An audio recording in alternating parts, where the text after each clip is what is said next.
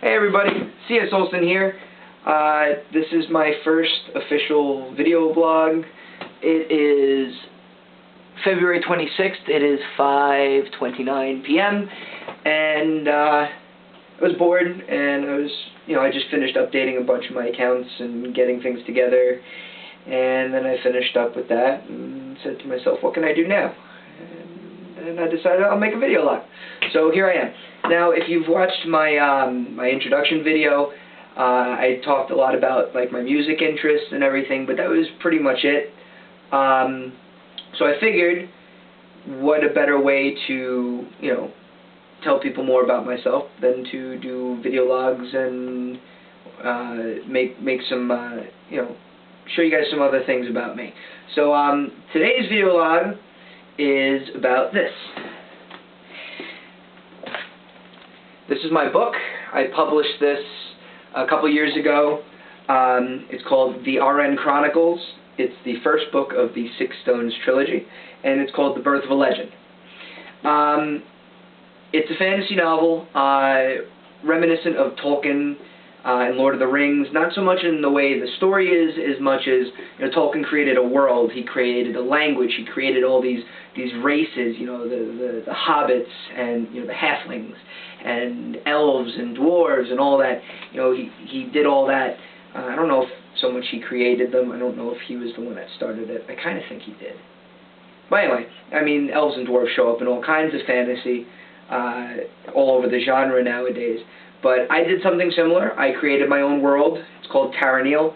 I created religion, gods and goddesses, a language, and then built off of the idea of elves and dwarves and hobbits and halflings and all that. And with my own personal twist, created the characters of my book. I put a lot of heart and soul into this. I started drafting it when I was about 15. When I was like 16 and a half, almost 17, I actually officially started writing it. I finished writing it right around, I don't know, my 18th birthday. Around there I finally finished it. And then I published it when I was 21 or 20 or 21. So it's been a couple of years now. I'm 22 now. I published it in March, I think, 2 years ago. So, say I was 20 at the time. Anyway, like I said, I put a lot of work into this. Some of the cool things about it, if you've ever read any of Ari Salvatore's work, he wrote he's famous for the Drizzt Do'Urden series in the Dungeons and Dragons universe. If you've ever read any of his work, his fight scenes are very, very, not graphic, but they're very descriptive. The movements, you can really visualize the movement in your mind, and I did something very similar, which is why I have these. These are a couple of swords I picked up when I went to Lake George a couple years ago, and they're cheap. I mean, the hilt's falling, the sheath is falling apart, but they serve their purpose. So I have this smaller one. The main character in my book, Dakari RN, his sword is modeled after something basically like this, maybe a little bit longer. I have another sword here I'll take out in a second, but it's not quite that long. But every fight that I wrote, I mean, when I wrote the first book, I didn't have these. However, I was able to choreograph it other ways using sticks and stuff like that. I did my best to kind of recreate the weapons that each character used, and then did my best to make each fight scene flow as descriptively as possible without being graphic and gruesome. I like to call it eloquent violence. There is a degree of, description into the graphic nature of it. However, it's not, blood and guts and gore. It's very eloquent in the wording. So like I said, I put a lot of work into this.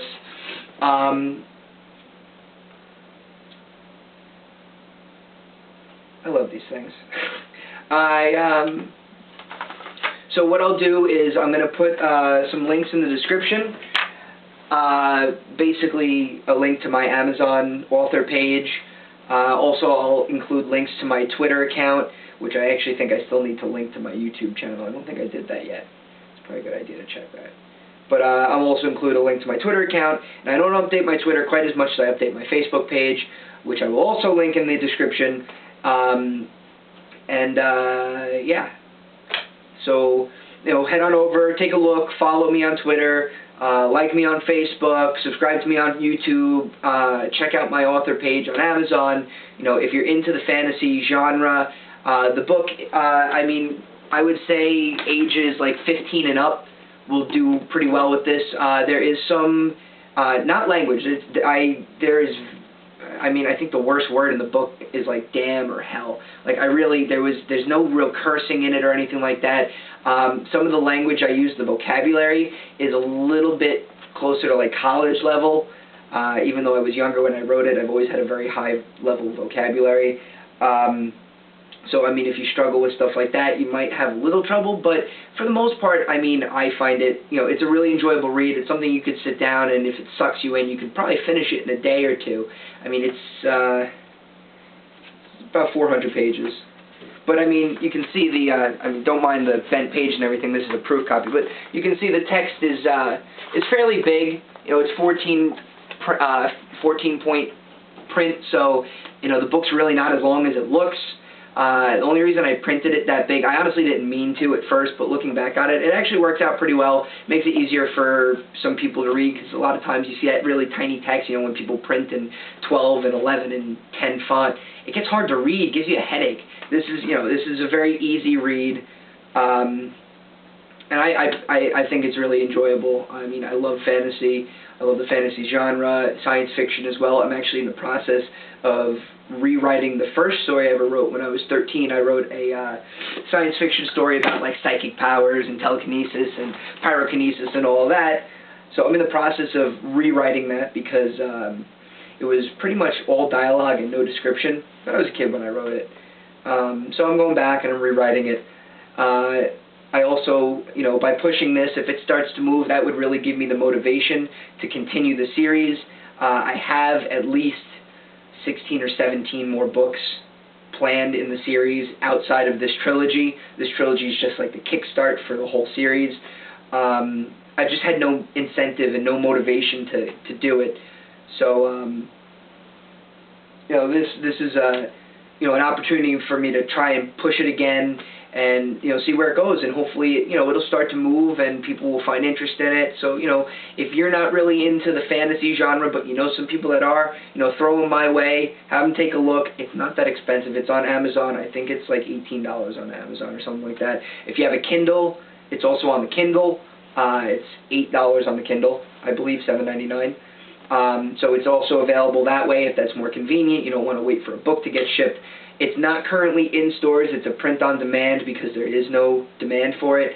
So, I've been to Barnes & Noble. It's on barnesandnoble.com, but they won't put it in the stores because there's no calling for it. So I'm hoping that if it becomes more popular, I'll try and do book signings and stuff in the Long Island, Suffolk County area. And if it becomes even bigger, maybe I'll travel around. I love to travel. So that was a big part of my life writing this book, and I want